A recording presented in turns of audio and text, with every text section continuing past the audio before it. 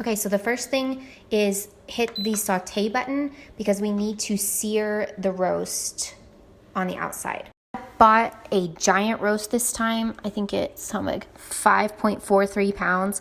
Normally for our family alone, I would do like maybe 2.5 pounds. Having family dinner tonight. On Tuesday nights, we eat with my family, and so this will feed all of us. So you want to add some oil to the bottom of the pan. I'm just using regular olive oil just to coat it on the bottom. So you want to add some oil to the bottom of the pan. I'm just using regular olive oil just to coat it on the bottom.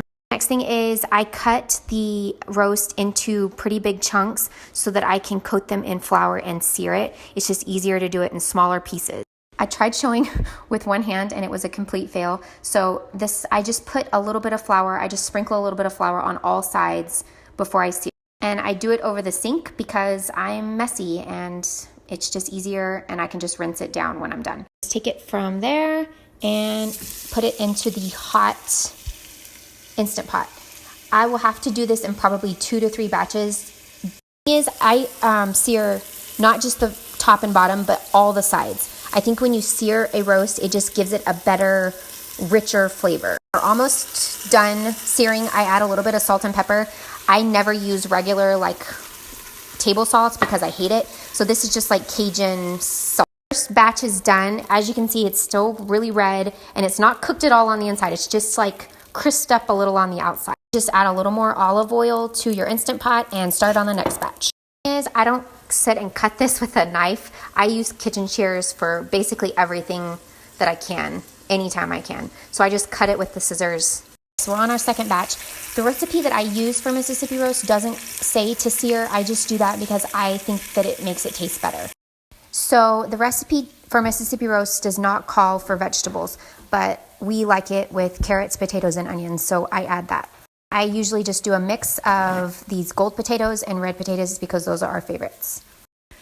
And if you don't have a mandolin, you need one so bad because it makes cutting and slicing so much easier. Okay, and all of this stuff on the bottom, this is deliciousness. So you just want to use like a wooden spoon and scrape it all up, but leave it in there because it's delicious. That made it sound like I just eat those little bits. They're delicious in the roast. They just make it taste better. I don't know why. So the carrots and potatoes are underneath there, and then the roast is on top. And this is going to be a tight fit because this is such a big roast.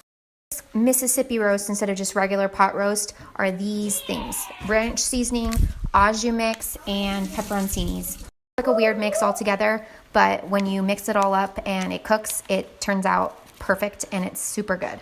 The last thing is, I think it says like 3 or 4 of these. Aaron really likes them, so I add like 10 of them and then just pour a tiny bit of the juice on top. So this is what it will look like. Normally I use stick butter, but I was out, so I just measured it out. So I did 1 cup of butter and about a cup of water. Recipe can tend to be salty, so I don't use anything else other than when I seared the meat that has any salt in it. So I pepper it. These are my 2 favorite seasonings for pretty much anything. I add these to everything I make pretty much, and I just sprinkle a little of both of these on top. Really, really full, so I'm going to use a spatula and just like push it down because I don't think I've ever filled my Instant Pot this full. I am also making apple dumplings tonight.